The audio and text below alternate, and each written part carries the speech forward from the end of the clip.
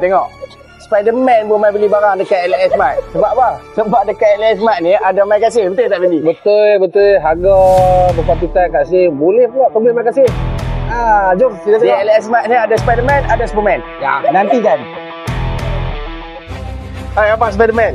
Selalu main beli barang dekat LS Mart ni. Lalu. So apa yang abang rasa menarik dengan LS Mart ni? Sebab dekat dengan rumah, lagi satu murah pun boleh lah.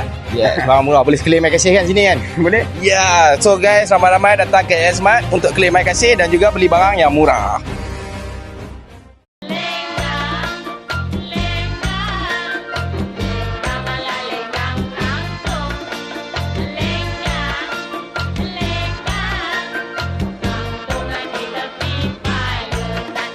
Oh, ini rak kita.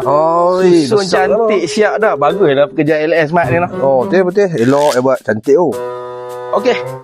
Orang-orang Sungai Dua, LS Mart ni ada produk kami, Wizi dan Midori, diyakini berkualiti, murah, harga jimat, kualiti hebat. Okey, yang mana yang tak tahu lagi, sini kita ada sampel Wizi dan juga Midori. Hampa boleh ambil, buka, hampa boleh cek kualiti dia, berapa tinggi dia punya longkang, bubble waist dia macam mana, bubble waist yang sangat lembut dan selesa di dalam. Hampa boleh tengok ada tape dan hampa ada indikator tau, indikator premium tau. Untuk Wizi ni premium, untuk kualiti hebat Midori. Jadi boleh pilih. Betul tak Fendi? Betul. Produk tempatan kualiti antarabangsa. Jangan lupa. Harga memang berpatutan. Jangan risau. Harga memang ikut ekonomi. Ikut bajet anda. Right.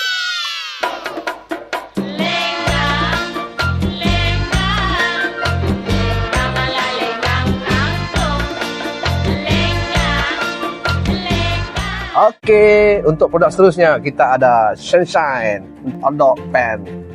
Okey, produk ni khas untuk mak-mak dan pak-pak di rumah. Jadi yang mana ada masalah kesihatan boleh pakai ni. Boleh pergi kenduri. Jangan risau, dia tak kembung, nipis. Produk dia hanya 0.4 cm saja thickness. Okey, jadi bila pakai ni macam kita pakai underwear lah. Takkan nampak tu, jangan risau, dia pun tak ada bau. Tak meninggalkan bau yang busuk tak bila pakai. Jadi dapatkan produk ni di LS Mart. Selesa kau pakai? Selesa. So kalau nak tahu selesa macam mana? Boleh try ni, kita ada sampel. Ada sampel. Mau try ke? Sebab tengok macam tadi kata apa, macam pakai seluar dalam kan? Ya. Oi, nipis lah, 0.4 cm je. Ya.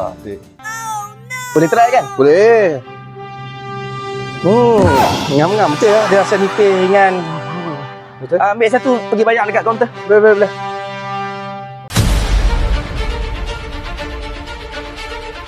Superman.